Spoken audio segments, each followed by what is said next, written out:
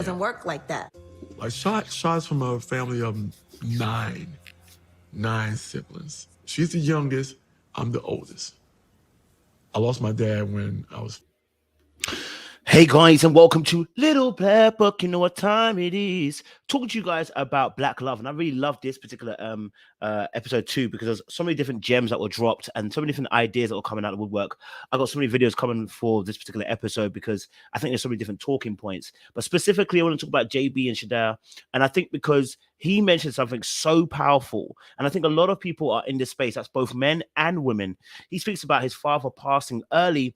And because his father passed early, he took on a greater amount of responsibility before his time. And that made him, when he got to his relationship, to behave the exact same way where he had control and didn't have to ask for permission when he made decisions, because he's so used to being in that position. He was the man of a house at a very young age. And so I really want to talk about this because I think this is going to be a really important topic for people who've gone through this as well. So if you're new to the channel, do me a massive favor: like, share, subscribe, click on that bell button for notification of the uploads. And for those of you who are returning to already know what it is, baby, you got the minerals. You got the minerals. Stay hydrated because the streets out there, they are hot. Let us get into this particular video.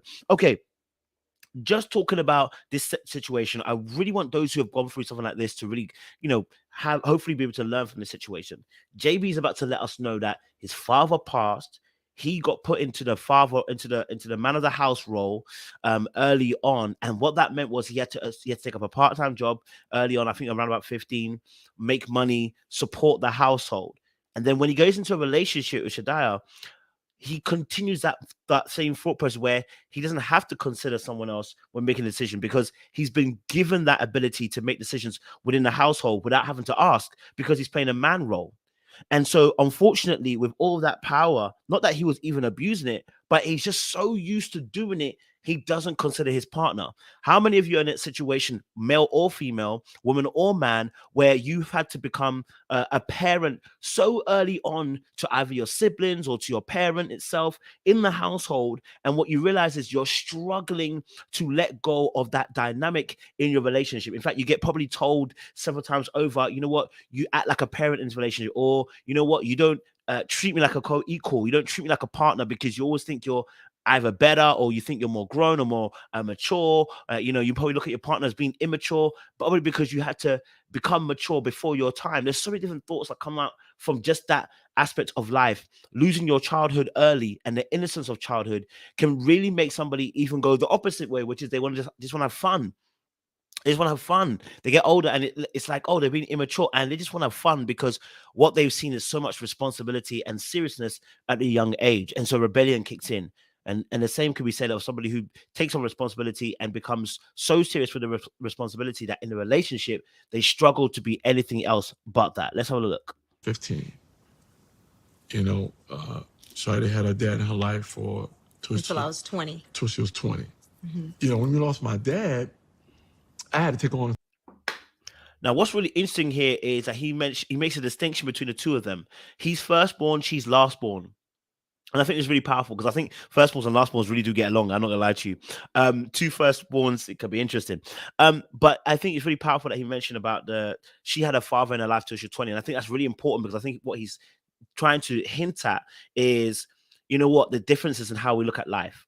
And those differences now play a part in the relationship. And what I love about this conversation, where it's about to go, is that they have a conversation about the past and what they've been through, and this breeds this beautiful aspect of understanding. And when understanding comes in, empathy can also be brought. I'm listening to a book right now. It's called something dealing with high conflict or whatever. I'll put it in the chat as well. And I'm loving listening to it because there's a chapter between 7 and 11, chapters 7 and 11. It is profound. And what is profound is because it starts breaking down why people have conflict. And it talks about the invalidation process and the fact that people need to start finding out the why to the question.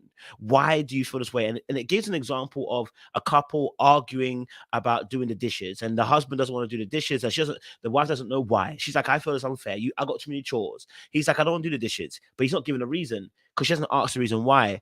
And then they finally get an answer in front of the therapist, and the therapist says, why? And he goes, because I work in engineering. My hands are blistered all day. I get to washing dishes, and then it adds cuts to my hand. And then when I go back to, I can't work when I go back to work. And then obviously work is then tied into us as being man, being providers, and our self-esteem. So if I can't work, I can't be a man, I can't provide. What am I good for? And that stems from washing dishes, And then she decides, you know what, she'll wash the dishes. Simply because she now understands the story. And I know this to be true because I myself have experienced this for a past girlfriend, and I really do shout her out for this because I actually appreciate her so much for that. She asked me a question. I used to have arguments about first date. Why do we plan a first date? If we're in 2022 or 2021 or 2020, when it was, whatever, right? If both men and women are working, what is the purpose? Now, obviously, I went on a massive journey between then and now and understanding male and female roles and men and women roles. But, in that time, when she asked that question, I wasn't really on that journey per se. But when she asked, I was like, oh, here's the reason why. And she was like, well, here's the reason why I would love you to pay. And when she told me that, I just, okay. Understanding breeds empathy. Understanding breeds empathy. Have you given somebody the ability to understand where you're coming from so they can have empathy for your situation, right? And let's go back. I've kind of gone off and said what I've said, but let's go back to JB certain and responsibilities.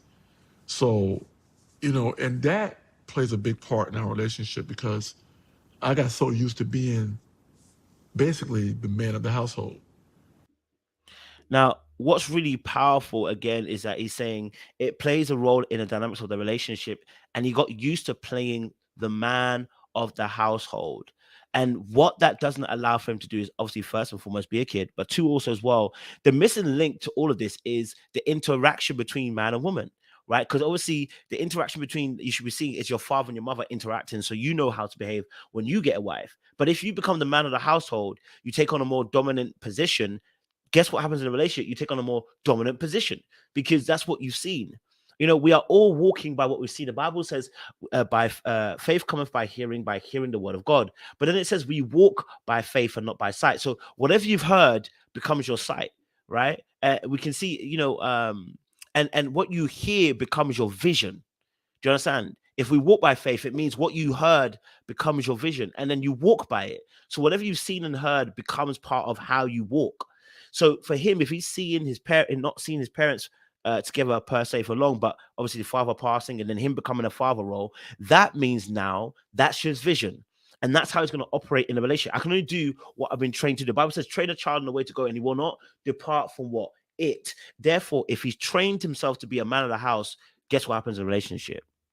And always doing things, always doing things, always doing things, always doing, or make decisions, da, da, da, da, da, da, da. So my movement was, I had to slow my movement down. Because do you know what I love about these two? I clocked it at first, but I didn't clock it properly. It is the subtle body language by Shadiah when she's listening to JB. At first, I said it's really interesting. I think JB is a very independent person as well, right? And then it got proven by the story he mentioned. I thought she was also a very independent person by the story she mentioned in the first episode. And you actually can see that because the way that they sit on the couch.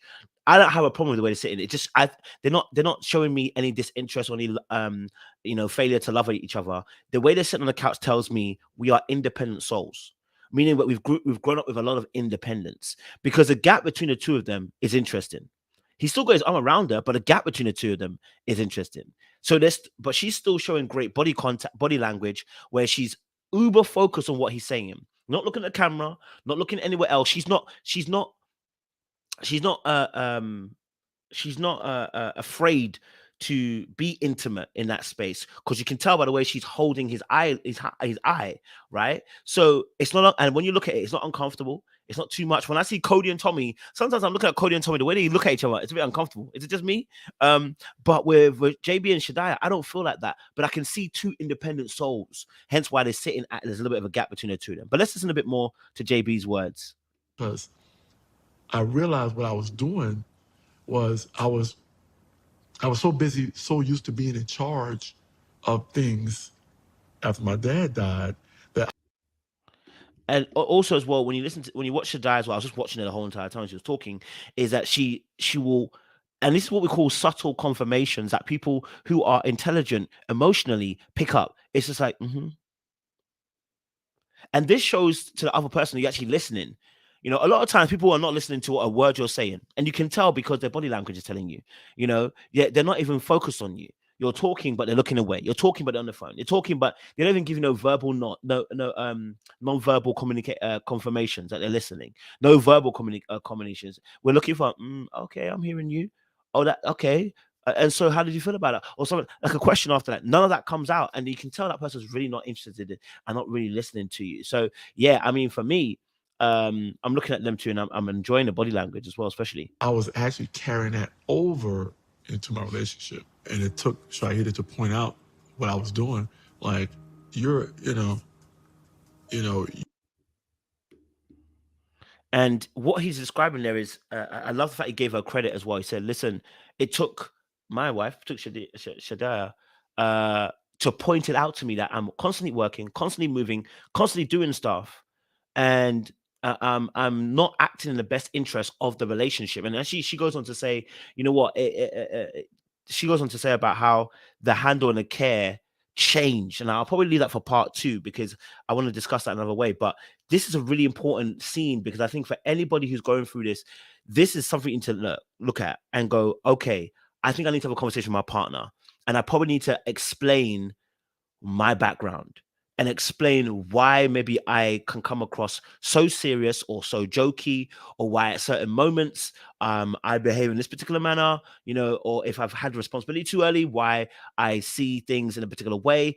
You need to explain your story to your partner so they have understanding and empathy. It is never too late. 5, 10, 15, 20, doesn't matter how many years it's been. It's never too late to explain your story so the person understands who you are and what you're about. All right. So make sure you guys like, share, subscribe, click on that bell button for notification of uploads. We appreciate you guys. Stay locked and stay loaded, and we'll see you again very, very soon.